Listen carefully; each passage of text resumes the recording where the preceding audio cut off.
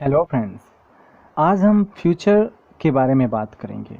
Means will see some structure, some ways to talk about future. Okay, I think he will help you. This is a prediction. मैं एक prediction कर रहा हूँ, एक भविष्यवाणी कह सकते हैं कर रहा हूँ कि वह तुम्हारी मदद करेगा। आई think he will help you. You know, he is your friend and so I think he will help you. He will help you means वह तुम्हारी मदद करेगा। क्या ये एक प्रिडिक्शन है, एक भविष्यवाणी है, या फिर कुछ और है? यह एक डिसीजन है और उसमें वह काम होगा। आप आए, मुझसे बात कर रहे हो मदद के लिए, मैं कहता हूँ वह आपकी मदद करेगा। मीन्स कौन? कोई और। मैं उसे अभी कॉल करूँगा, I will call him and order him to help you. इसलिए वह तुम्हारी मदद करेगा। He will help you, definitely करेगा। यहाँ पर it's a decision I have just made, okay, during conversation. तीसरा example, I don't think I will come to you tomorrow. मुझे नहीं लगता मैं कल आऊँगा। It's a prediction. प्रिडिक्शन है, भविष्यवाणी है। मुझे नहीं लगता मैं आऊँगा। Okay, I promise I will come to you tomorrow. यहाँ पर एक डिसीजन है that has just been made while talking to you. I promise I will come to you. कल तुम्हारे पास आऊँगा। यहाँ पर काम निश्चित रूप से होगा। Okay, it's a decision. I will have picture. It's a decision made during conversation. Some waiter is asking me what will you have. I say I'll have pizza. Means it's a decision I have just made. And I'll definitely eat pizza. It's not a prediction. Okay? It will happen. I will eat pizza. These are the examples of simple future. Technically, there is a term simple future or future indefinite for these examples. तो इस तरीके से अगर हम promise करते हैं कोई काम करने का, या किसी को धमकी देते हैं, थ्रेटन करते हैं, या फिर हम ऑफ़र करते हैं कोई भी काम करने के लिए, या फिर अपनी इच्छा जाहिर करते हैं, अपना इरादा जाहिर करते हैं, उसके लिए हम विल का यूज़ करते हैं। और वो इंस्टेंट डिसीजन के अंतर्गत आता है कि while talking we make such decisions. Okay, और वो इंस्टेंट डिसीजंस के अंतर्गत आते हैं। लेकिन जब हम अपने पहले से डिसाइड किए गए बात को रखते हैं, बताते हैं, तो उसके लिए गोइंग टू का यूज़ करते हैं या फिर प्रेजेंट कंटिन्यूस का यूज़ करते हैं। ओके, आगे हम एग्जांपल्स में देखेंगे। लेकिन हम बात करते समय फ्यूचर के किसी कार्य के प्रति हमें एक विश्वास होता है कि वो होगा, या हमें लगता है कि होगा, हमको भरोसा है कि होगा, उसके लिए कोई पहले से डिसाइड नहीं होता है। हमें लगता है कि ऐसा होगा, वो हो भी सकता है, नहीं भी हो सकता है। उसके लिए हम प्रिडिक्शन का यूज़ करते हैं, प्रिडिक्शन करते हैं वहाँ पर। उसके लिए I think, I hope, I believe, I am sure, I doubt, ऐसे फ्रेजेस का यूज़ किया जाता है।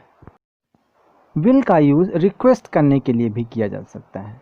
Okay, will you come to me tomorrow, कि आप कल हमारे यहाँ आएंगे। मीन्स कृपया आप हमारे यहाँ कल आइए। ओके, एक तरीके से रिक्वेस्ट है। लेकिन will you be coming to me tomorrow, ये एक रिक्वेस्ट नहीं है, बल्कि एक इन्फॉर्मेशन मांगा जा रहा है, पूछा जा रहा है पोलाइटली कि क्या आप हमारे यहाँ कल आएंगे। मीन्स यस या नो, इन्फॉर्मेशन मांगा जा रहा है, यहाँ कोई रिक्वेस्ट नहीं की जा रही है। तो फ्यूचर कंटिन्यूस का यूज इस तरीके से to ask for information politely, इसके लिए करते हैं। अब चलिए एग्जाम्पल देखते हैं कि अपनी प्री प्लान्स जो होते हैं, पहले से बनाए गए प्लान या निर्णय, पहले से लिए डिसीजन के बारे में बात करने के लिए किन किन स्ट्रक्चर्स का यूज़ कर सकते हैं, किन किन टेंसेस का यूज़ कर सकते हैं।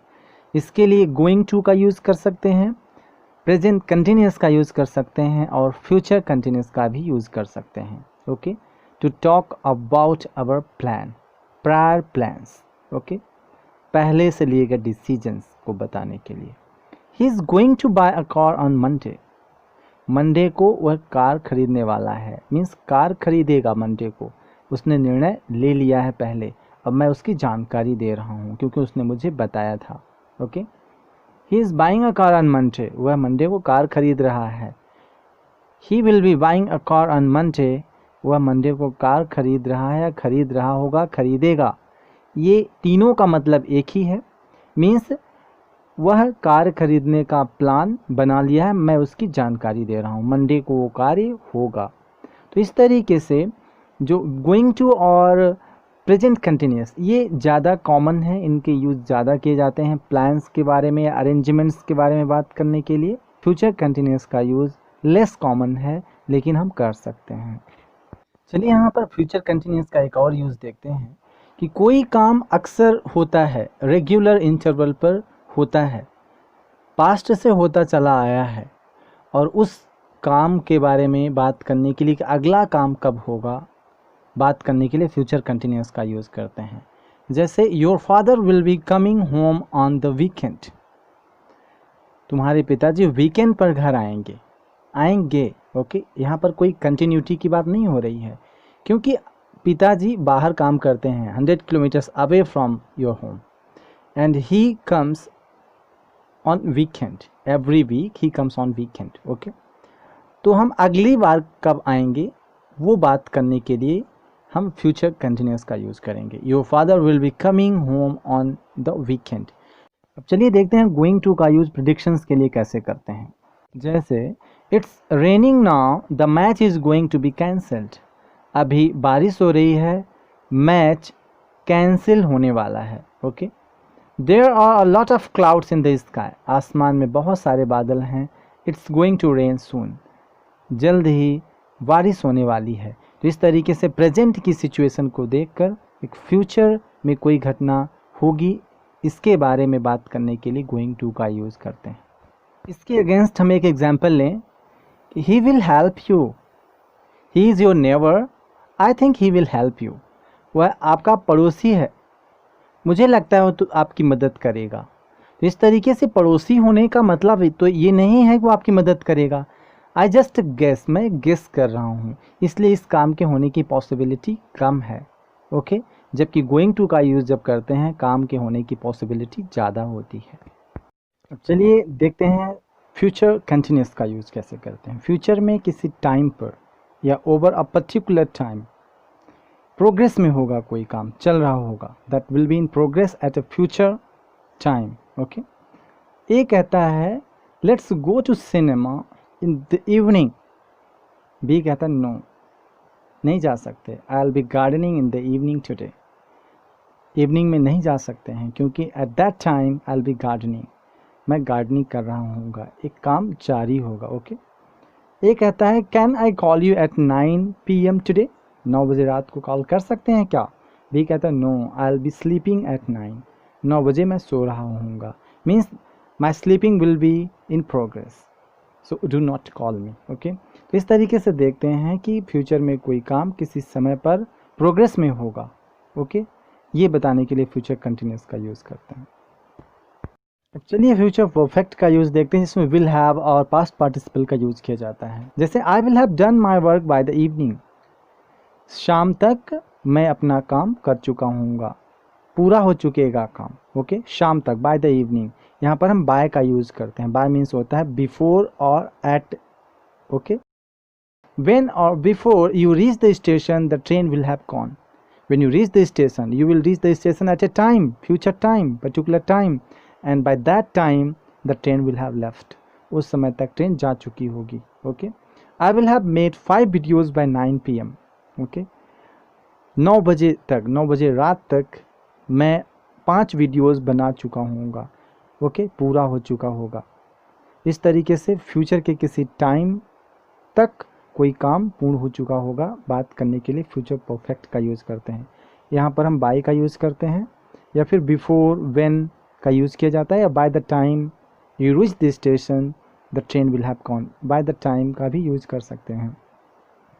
She will have gone home by now, यहाँ पर एक पास्ट की एक्शन, अब तक वह जा चुकी होगी, मीन्स बाय नाउ, ये फ्यूचर की बात नहीं है, प्रेजेंट की बात है कि अब तक कोई काम पूर्ण हो चुका होगा।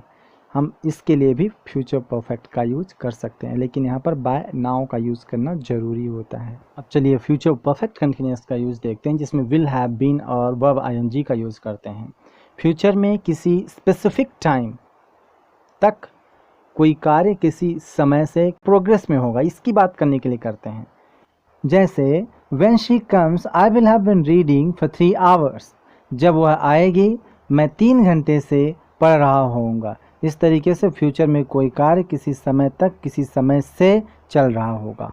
By January my friend will have been living with me for 7 months, जनवरी तक मेरा दोस्त मेरे साथ 7 महीने से रह रहा होगा। By 9 PM I will have been making videos for 6 hours, 9 बजे तक मैं 6 घंटे से वीडियोस बना रहा होऊंगा। तो इस तरीके से फ्यूचर में कोई पर्टिकुलर टाइम होता है, स्पेसिफिक टाइम, उसके साथ बाय का यूज़ करेंगे या फिर कोई सेंटेंस है वहाँ पर व्हेन का यूज़ करेंगे। ओके, और सेंटेंस में फॉर का यूज़ किया जाता है कितने समय से, ठीक। और हम यहाँ पर सिंस का यूज़ नहीं करते फ्यूचर परफेक्ट कंटिन्यूस में, या फ्यूचर परफेक्ट में हम सिंस का यूज़ नहीं करते हैं। Okay, thanks for watching.